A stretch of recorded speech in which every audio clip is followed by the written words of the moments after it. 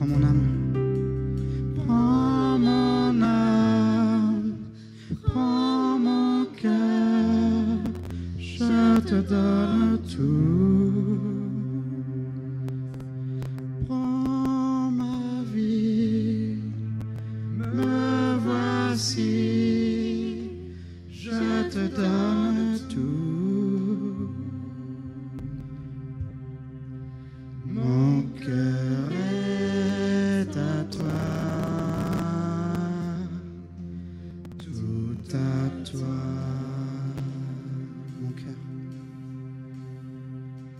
Mon cœur est à toi, tout à toi. Alléluia, alléluia Seigneur, nous te louons Seigneur Jésus. Alléluia Seigneur. Prends notre vie Seigneur. Prions le Seigneur, Seigneur Jésus. Accompagne-nous dans nos louanges Seigneur Jésus. Remplis nos cœurs Seigneur. Seigneur, remplis-nous de ton esprit Seigneur Jésus. Nous voici Seigneur. Nous donnons tout pour toi Seigneur. Nous nous abandonnons Seigneur. Pour toi. Pour ta grâce Seigneur Jésus. Alléluia Seigneur Jésus.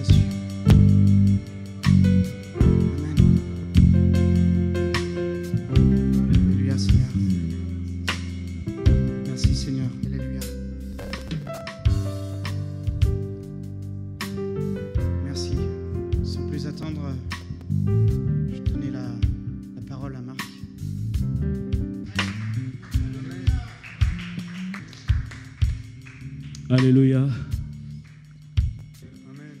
Ce matin, cet après-midi, je suis reconnaissant envers Dieu de la grâce qu'il nous accorde.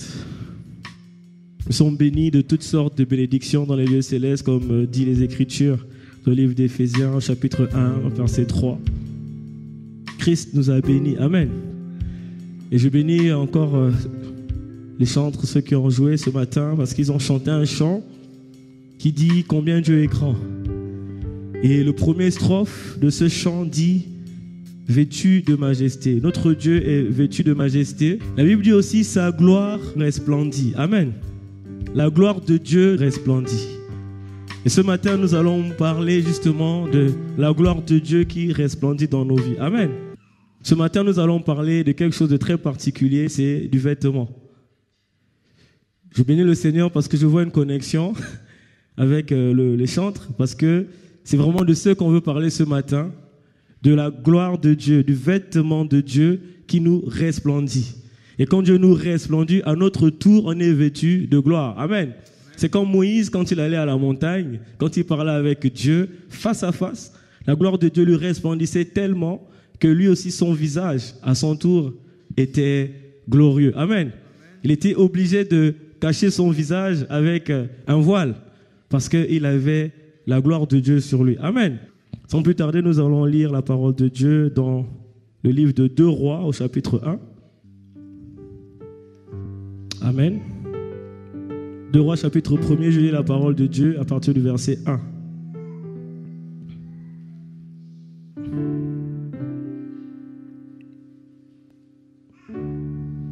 Je lirai à partir du verset 2. La Bible dit ceci. Or, Akazia tomba par le treillis de sa chambre, haute à Samarie. Et il en fut malade. Il fit partir des messagers et leur dit, allez consulter Baal-Zébub, dieu d'Écron, pour savoir si je guérirais de cette maladie. Mais l'ange de l'Éternel dit à Élie, le Tishbite, lève-toi, monte à la rencontre des messagers du roi de Samarie et dis-leur, est-ce parce qu'il n'y a point de Dieu en Israël que vous allez consulter Baal-Zébub, dieu d'Écron? C'est pourquoi ainsi parle l'Éternel, tu ne descendras pas du lit sur lequel tu es monté, car tu mourras. Et Élie s'en alla. Le verset 5. Les messagers retournèrent auprès d'Akazia, et il leur dit, pourquoi revenez-vous? Ils lui répondirent, un homme est monté à notre rencontre et nous a dit, allez, retournez vers le roi qui vous a envoyé et dites-lui, ainsi parle l'Éternel. Est-ce parce qu'il n'y a point de Dieu en Israël que tu envoies consulter Baal-Zébub, dieu d'Écron? C'est pourquoi tu ne descendras pas du lit sur lequel tu es monté, car tu mourras. Verset 7. Akazia leur dit, quel air avait l'homme qui est monté à votre rencontre et qui vous a dit ces paroles? Il lui répondit, c'était un homme vêtu de poils et ayant une ceinture de cuir autour des reins. Et Akazia dit, c'est Élie le Tishbite. Amen. Ici, nous sommes dans un contexte particulier. On connaît tous ce prophète Élie, le prophète de feu. Le prophète qui a défié les prophètes de Baal et d'Astarté, de Moloch, sur le mont Carmel. Et le défi était que Dieu, ou leur Dieu à eux, devait descendre le feu. Et Élie a remporté ce défi parce que Dieu a répondu vivant, puissamment, et l'holocauste d'Élie a été consumé. On connaît le prophète Élie aussi parce qu'il avait une particularité, ça a été d'arrêter la pluie pendant 3 ans et demi. Et la pluie, c'est ça, pendant 3 ans, il n'y a pas eu de pluie dans tout le territoire d'Israël. Amen. C'était un prophète très particulier. Il avait vraiment en lui la puissance de Dieu et il manifestait en lui la parole de Dieu. Amen. Ici, on nous parle du roi Akazia. Le roi Akazia, c'était le roi de Samarie. Et ce roi se détourna de Dieu. Il est tombé malade au point où il devait mourir. Alors lui, au lieu d'envoyer chercher le prophète de Dieu l'Éternel, il envoyait des messagers aller consulter les prophètes du dieu d'Écron, Baal-Zébul. Alors l'Éternel Dieu, depuis son trône élevé, il a vu la situation. Il a dit, Élie, lève-toi, va à la rencontre de ces 2 messagers. Et voici, tu vas leur dire un message de ma part. Quand ces messagers sont retournés vers Akazia, le roi, voici, Akazia va entendre une parole qui n'était pas une parole de consolation, ce n'était pas une parole de vie, c'était plutôt une parole de mort. Mais Akazia, sa première question, ça a été, qui vous a dit ces choses? Personnellement, moi, en tant qu'humain, si on vient me dire que je vais mourir, je ne crois pas que ce soit la question, ce sera qui vous l'a dit d'abord. Je vais d'abord avoir peur, je vais me dire, oh, comment ça je vais mourir? Et Akazia a une question assez particulière, c'est quel air avait l'homme qui vous a dit ces choses? Amen. Quelle était son apparence? À quoi ressemblait-il? Comment était-il? Donc la question, c'était même plus le message qui lui avait été annoncé, mais la question, c'était le messager. Amen. C'était le messager. Et je voulais vraiment qu'on rentre dans le message du messager. Nous qui sommes en Christ, Christ va dire ceci, allez par toute la terre, annoncer l'évangile. Donc nous sommes nous-mêmes des messagers. Amen. Nous sommes des messagers. Nous avons le message de Christ à amener, à apporter aux autres. Nous sommes comme le Élie, le Tishbite. C'est-à-dire que Dieu nous a donné une parole que nous devons annoncer, que nous devons apporter aux autres. Mais la question de Akazia ici, ça a été quel air avait le messager?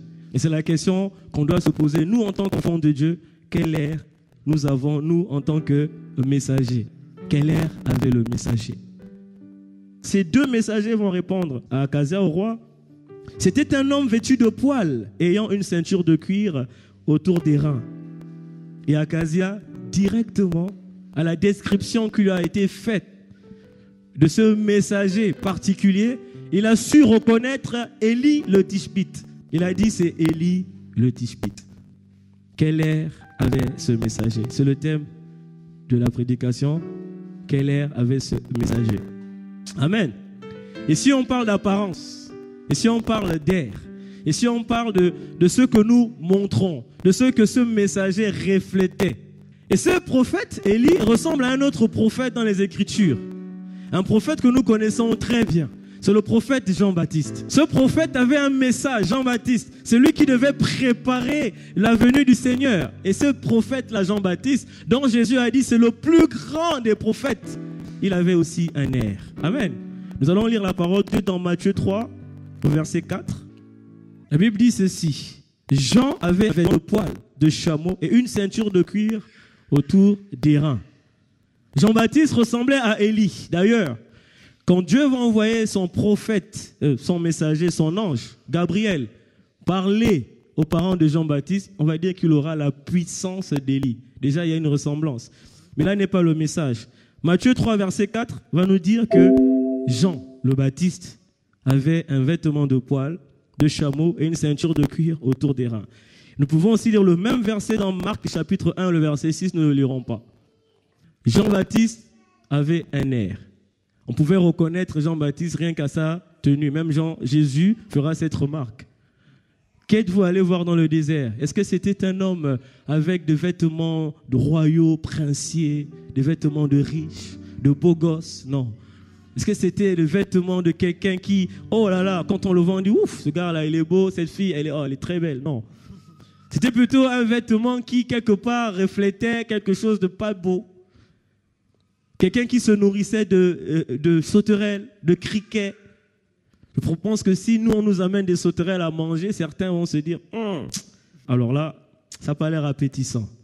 Et si on voit quelqu'un passer dans la rue vêtu d'un vêtement de poil de chameau, je crois qu'on va penser systématiquement que cet homme-là doit être un SDF, quelqu'un qui est pauvre, quelqu'un, voilà.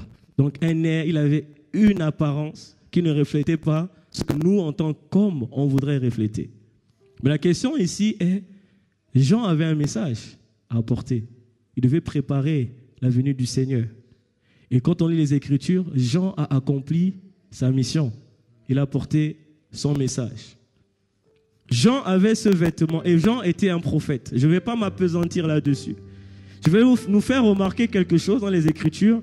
Les vêtements des prophètes, des messagers de Dieu. Comment étaient-ils vêtus? On va lire rapidement la parole de Dieu dans 1 Samuel chapitre 15. Je lis la parole à partir du verset 24. Alors Saül dit à Samuel, j'ai péché, car j'ai transgressé l'ordre de l'Éternel, et je n'ai pas obéi à tes paroles. Je craignais le peuple et j'ai écouté sa voix. Maintenant je te prie, pardonne mon péché, reviens avec moi et je me prosternerai devant l'Éternel. Verset 26. Samuel dit à Saül, je ne retournerai point avec toi, car tu as rejeté la parole de l'Éternel, et l'Éternel te rejette, afin que tu ne sois plus roi sur Israël. Verset 27. Quand Samuel se tournait pour s'en aller, Saül le saisit par le pan de son manteau qui se déchira. Samuel lui dit, l'Éternel déchire aujourd'hui de dessus toi la royauté d'Israël, et il le donne à un autre qui est meilleur que toi. Amen. Ici, c'est le prophète Samuel. On connaît le prophète Samuel parce que c'est lui aussi qui a oint David comme roi, le roi David, l'homme selon le cœur de Dieu. Et ici, le prophète Samuel avait aussi un message. En tant que messager, il est allé vers le roi d'Israël qui était le roi Saül. Il a amené aussi un message qui n'était pas le message de la victoire, le message de la vie. C'était plutôt un message de condamnation, de jugement. Il va dire à Saül, voici, tu as péché, tu ne seras plus roi. La Bible nous dit qu'au moment où Samuel finit de donner son message, il se retourne pour s'en aller. Le roi Saül tient son manteau se déchira. Amen. Donc déjà ici on peut remarquer que Samuel avait un manteau. Mais ici on remarquera que son manteau s'est déchiré. Et il se retourne parce que son manteau s'est déchiré. Il dit au roi Saül, ta royauté aussi est déchirée. C'est bizarre. Parce que le manteau du prophète Samuel s'est déchiré, alors la royauté de Saül s'est déchirée. C'est ce qui est écrit. Il dit, l'Éternel déchire aujourd'hui de dessus toi la royauté d'Israël. Curiosité, c'est quel est le rapport entre le manteau de Samuel et la royauté de Saül? Quel est le rapport? On va encore lire la parole de Dieu. Retenez cette question. Quel est le rapport entre la royauté de Saül et le manteau de Samuel? On continue en 1 Roi chapitre 11. Ici, nous sommes à la fin du règne de Salomon. Le roi Salomon. Salomon avait péché. Il a perdu aussi sa royauté. Souvent, on n'aime pas le dire, mais Salomon a perdu sa royauté d'une certaine façon. Il est mort au roi, mais sa royauté, son héritage a été donné à quelqu'un d'autre. Et nous allons voir aussi le messager. Comment Salomon a perdu sa royauté. Bien sûr qu'il n'a pas perdu sa royauté au sens qu'il était roi et on a enlevé la royauté. Mais Dieu a donné sa royauté après sa mort à quelqu'un d'autre qui n'était pas sa descendance. Amen. C'est dans ce sens-là. 1 Roi chapitre 11. Je lis à partir du verset 26. Jéroboam aussi serviteur de Salomon, levait la main contre le roi. Il était fils de Nébat, Ephratien de Tséréda, et il avait pour mère une veuve nommée Tséroua. Alors on voit bien que ce n'est pas un descendant de David, ce n'est pas un fils de David, ce n'est pas un frère à Salomon. Verset 27. Voici à quelle occasion il leva la main contre le roi. Salomon bâtissait Milo et fermait la brèche de la cité de David son père. Jéroboam était fort et vaillant, et Salomon, ayant vu ce jeune homme à l'œuvre, lui donna la surveillance de tous les gens de corvée de la maison de Joseph. Dans ce temps-là, Jéroboam, étant sorti de Jérusalem, fut rencontré en chemin par le prophète Akija de Shilo, revêtu d'un manteau neuf. Ils étaient tous deux seuls dans le champ. Akija saisit le manteau neuf qu'il avait sur lui, le déchira en 12 morceaux et dit à Jéroboam, « Prends pour toi 10 morceaux, car ainsi parle l'Éternel, le Dieu d'Israël. Voici, je vais arracher le royaume de la main de Salomon, et je te donnerai 10 tribus. Mais il aura une tribu à cause de mon serviteur David, et à cause de Jérusalem, la ville que j'ai choisie sur toutes les tribus d'Israël. » Amen. Je ne lirai pas la suite. Ici encore, il s'agit du vêtement du messager. Le messager que Dieu a choisi est venu avec un manteau neuf. C'est-à-dire un manteau qu'il n'avait jamais porté, qui était peut-être venait d'être cousu. Suppose, la Bible ne nous dit pas comment ça a été confectionné, dans quel atelier, non. Ça ne nous intéresse pas. Mais ce qu'on retiendra, c'est que le message qu'il avait à donner à Jéroboam, c'était que tu deviendras roi. Amen. Tu seras roi à la place de Salomon. Et Dieu va vouloir dire à Jéroboam de quelle façon et sur quelle tribu, combien de tribus tu régneras. Et pour le faire, bien-aimé, le messager enleva son vêtement, son manteau.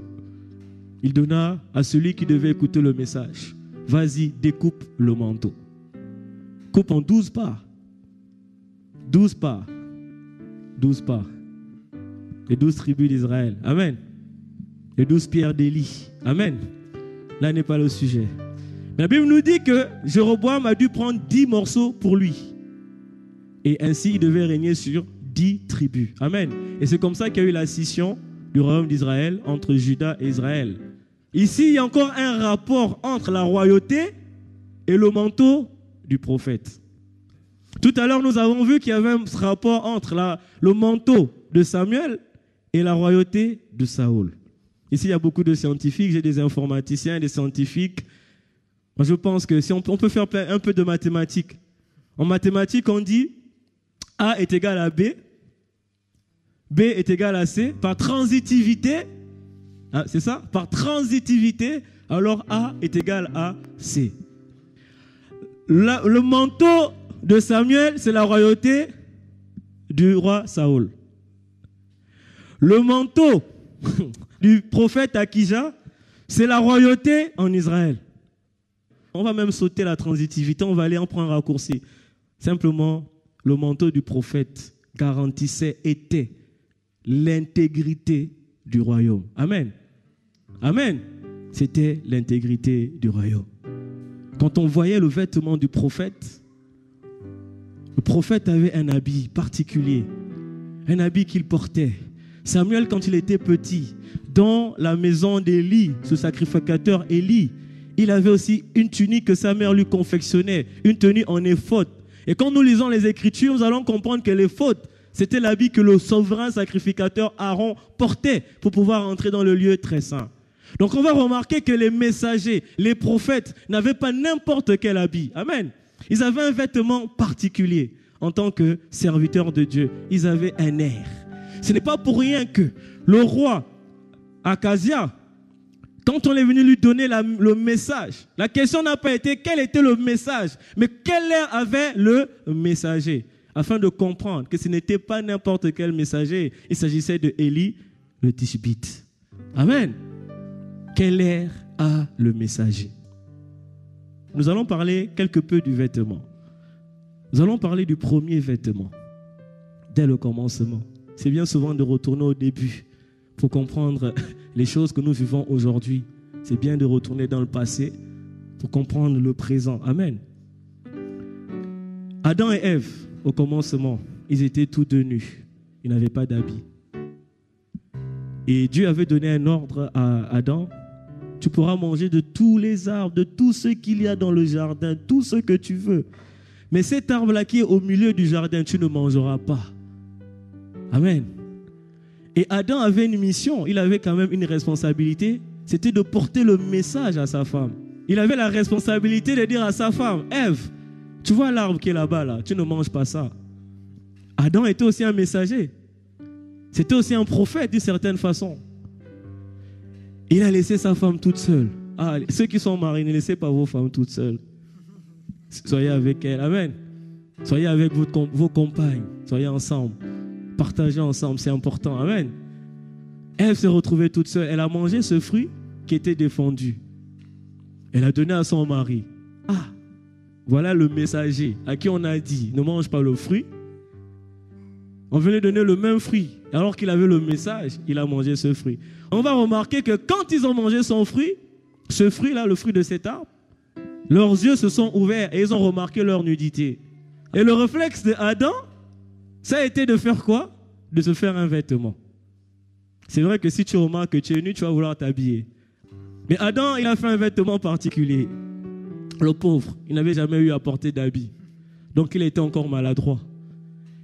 Il y avait un vêtement.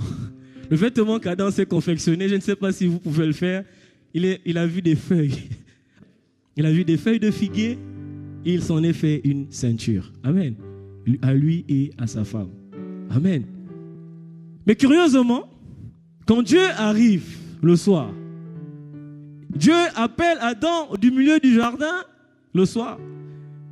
Et il vient devant l'Éternel. Oh, Seigneur, on a péché, on est nus.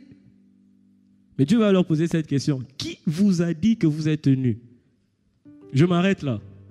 Voilà quelqu'un qui s'est habillé en feuille de figuier. Quelque part, il a caché sa nudité. Mais quand Dieu vient lui parler, il dit je suis nu. Oh. Je ne sais pas si vous avez déjà posé cette question. Quelqu'un qui s'est habillé, peut-il dire encore qu'il est nu? Est-il nu ou pas nu? Et Dieu va lui dire, qui t'a appris que tu es nu? Mais ma question c'est, où est passé son vêtement? Où est passé le vêtement du messager? Où est-il? Qu'a-t-il fait de ce vêtement? Amen. Nous allons lire la parole de Dieu pour bien comprendre. Ésaïe 64, verset 5. La Bible dit ceci. Nous sommes tous comme des impurs. Et toute notre justice est comme un vêtement souillé. Nous sommes tous flétris comme une feuille. Et nos crimes nous emportent comme le vent. Amen. La Bible dit que nous sommes tous comme des impurs. Nous sommes tous vêtus d'un vêtement souillé. C'est-à-dire notre propre justice est comme un vêtement souillé. C'est comme des feuilles qui flétrissent. Dans la Bible parle ici de la justice de l'homme. Le péché de l'homme comme un vêtement souillé. Mais le vêtement ici, il s'agit de feuilles. Mais des feuilles qui fanent.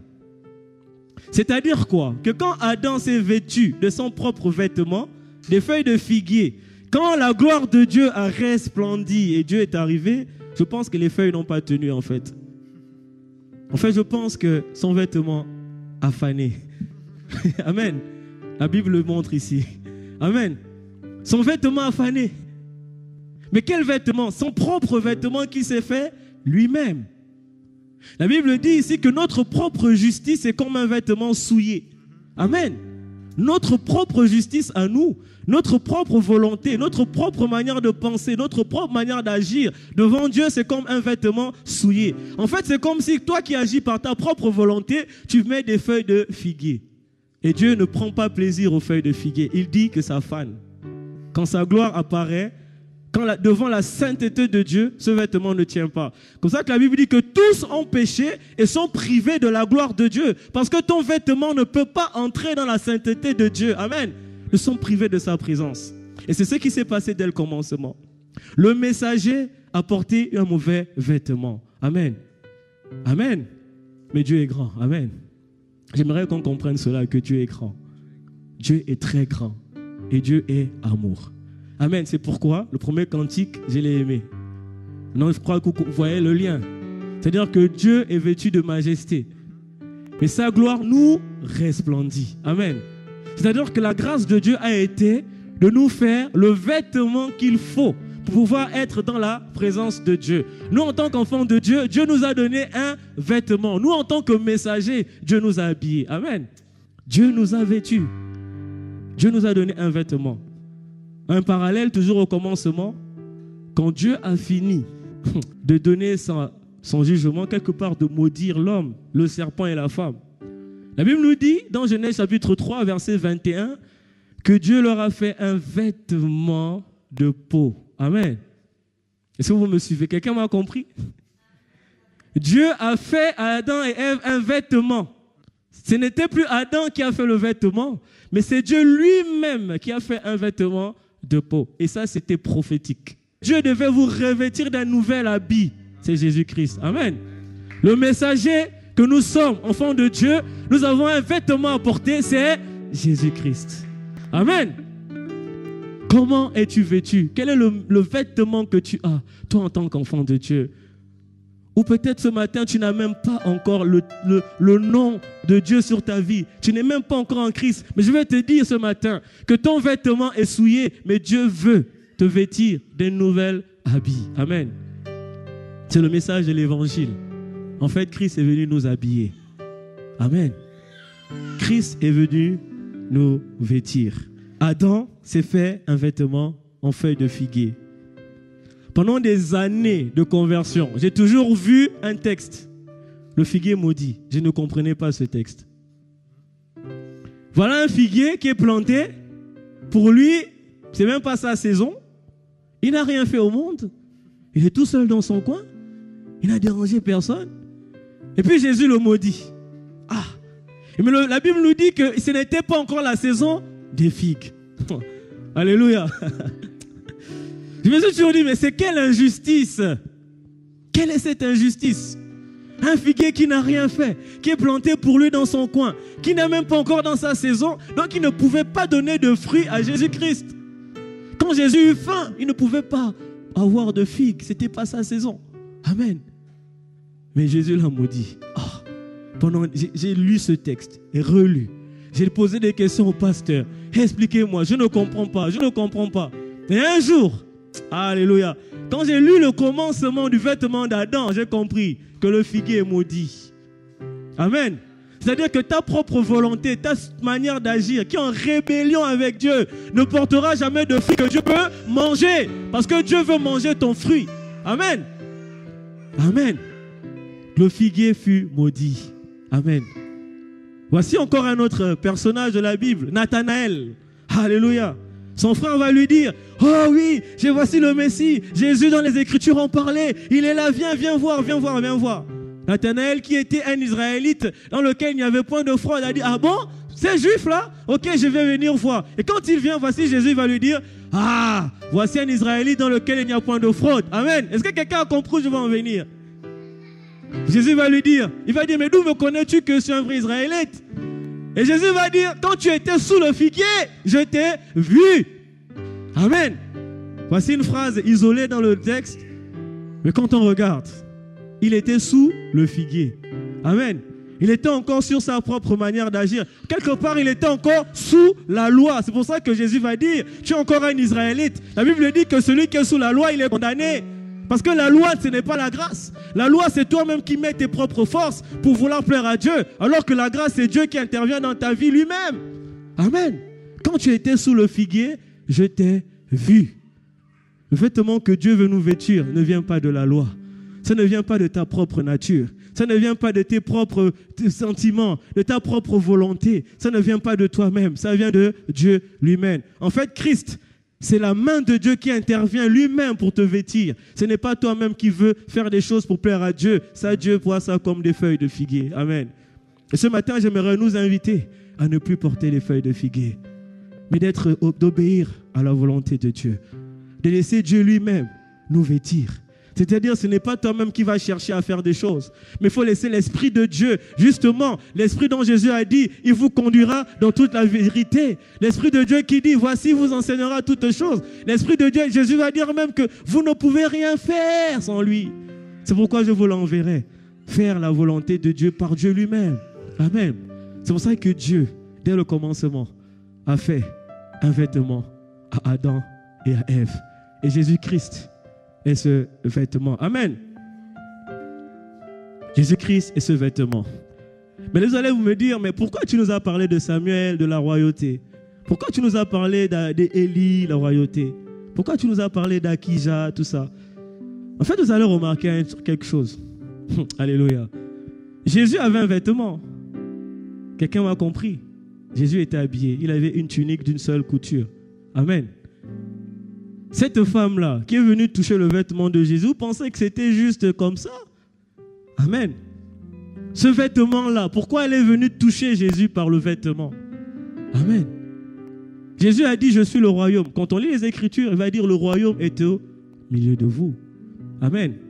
Donc cette femme-là, qui par son sang qui coulait, ne pouvait pas venir au milieu du peuple. La loi, justement, l'obligeait à être hors de la ville, hors des gens. Elle est venue par l'arrière. Et voilà l'acte de foi. Ça a été de comprendre que Jésus, en tant que messager, en tant que prophète, avait un habit. Amen.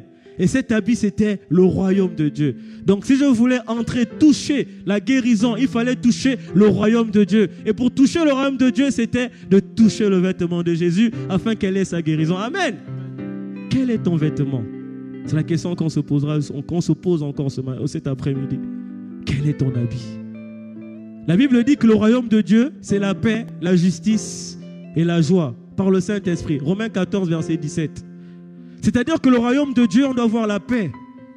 Quand on voit un messager, c'est-à-dire un disciple de Christ, on doit voir la joie. Quand on voit un disciple de Dieu, on doit comprendre qu'il a été touché par la justice de Dieu, non par sa propre justice. Amen. Alors, cette femme voulait la paix. Elle voulait la joie. Qu'est-ce qu'elle a fait? Elle a touché le vêtement du royaume. Amen. Nous, en tant qu'enfants de Dieu, nous devons porter le vêtement du royaume. La Bible nous dit que quand Pierre il s'essuyait le front, sa sueur, il jetait les mouchoirs. Quand les gens touchaient ces mouchoirs, ils étaient guéris. Amen. Mais c'est des miracles. On se dit, est-ce qu'il avait une onction particulière? Comprenons ceci. Ils avaient revêtu le vêtement de la gloire de Dieu. Amen. Quel est notre vêtement ce matin? De comment es-tu vêtu? Est-ce que quand quelqu'un s'approche de toi, il s'approche du royaume? Est-ce que quand quelqu'un te voit, il voit le royaume? Amen. Est-ce que quand quelqu'un vient parler avec toi, il sent le royaume de Dieu? Quel type de messager tu es? Quel est ton habit? Amen. Dieu est concret. Dieu n'est pas dans des discours. Dieu n'est pas seulement dans des fables, des discours, mais dans la puissance, dans la manifestation, la concrétisation de sa parole. Amen. C'est-à-dire que quand Dieu a revêtu Adam par un vêtement qui était de peau d'animal, concrètement, il doit le faire dans la vie de son disciple. Amen. C'était prophétique. Et nous sommes dans le temps de la grâce, dans le temps où des hommes et des femmes sont revêtus du vêtement de Dieu. Amen. Le temps où les hommes et les femmes reflètent le royaume. Le temps où les hommes et les femmes reflètent Christ. Amen. Amen. Quel est ton vêtement? Alléluia. Quel est ton vêtement? On va lire la parole de Dieu dans Éphésiens 4, à partir du verset 20. Mais vous, ce n'est pas ainsi que vous avez appris Christ. Alléluia. Si de moins vous l'avez entendu, et si conformément à la vérité qui est en Jésus, c'est en lui que vous avez été instruits à vous dépouiller, en quelques mots, à vous déshabiller. Amen. Eu égard à votre vie passée du vieil homme qui se corrompt par les convoitises trompeuses, à être renouvelé dans l'esprit de votre intelligence et à revêtir l'homme nouveau, créé selon Dieu dans une justice et une sainteté que produit la vérité. Amen. Et des fois, quand on lit des passages, on le comprend mieux. Quand on comprend le commencement. Ici, qu'est-ce qui est dit? Que nous avons un vêtement qui est notre propre nature, qui est notre propre volonté. Mais Jésus-Christ est venu nous amener à nous déshabiller de cet habit, mais à revêtir le nouvel habit, le nouveau vêtement qui est Jésus-Christ. Et nous sommes nés de nouveau, créés de nouvelles créatures. Donc nous sommes censés concrètement avoir revêtu l'homme nouveau, créé selon Dieu. Amen. dans une justice et une sainteté que produit la vérité, non nos propres justices. Amen. Lisons bien les Écritures. Dans une justice que produit la vérité. Et Jésus-Christ est la vérité. En fait, c'est venu dire dans une justice que produit Jésus-Christ. Amen. Et enfin, Galates chapitre 3. J'ai lu la parole de Dieu à partir du verset 21. La loi est-elle contre les promesses de Dieu? C'est une question. Je disais tout à l'heure que quand Dieu a revêtu Adam d'un nouvel vêtement, c'était une promesse de Dieu. C'était une promesse pour dire, un jour, je vous ferai un vêtement. Amen. Un jour, je vous habillerai. Amen.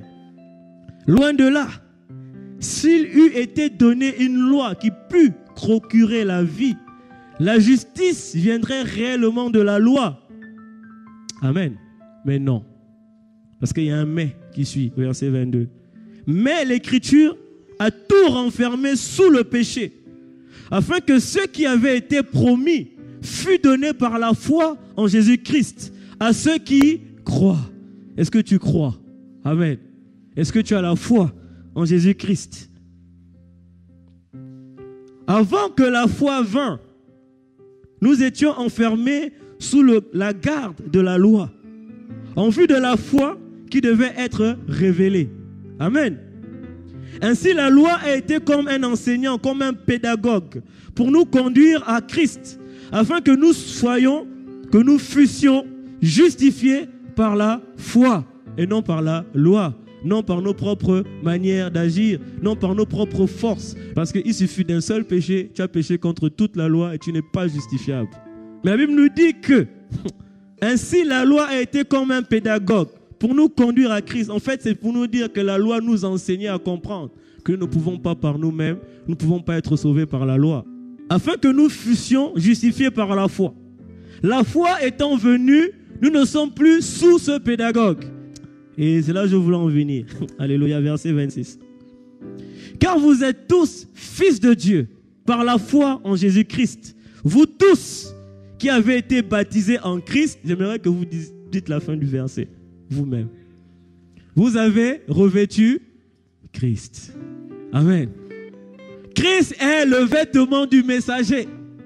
Amen. Même Élie le Tishbite, son vêtement c'était Christ.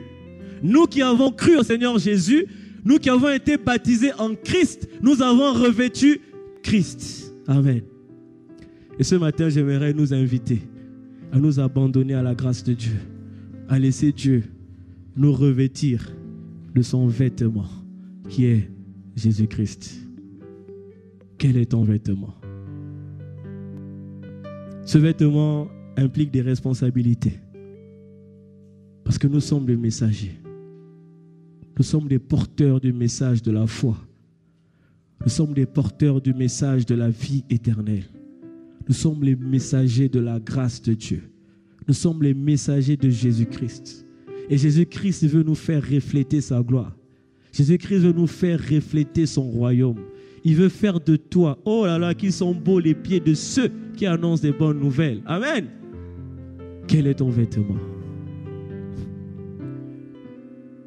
Bien-aimés, comprenons ce message. Parce que l'Église tend en ce moment à revêtir d'autres tuniques. Amen. Quand nous lisons Ésaïe 63 ou Ésaïe 61, nous allons comprendre que la fiancée, l'épouse de Christ est revêtue d'or et parée d'un vêtement éclatant. L'Église a une responsabilité.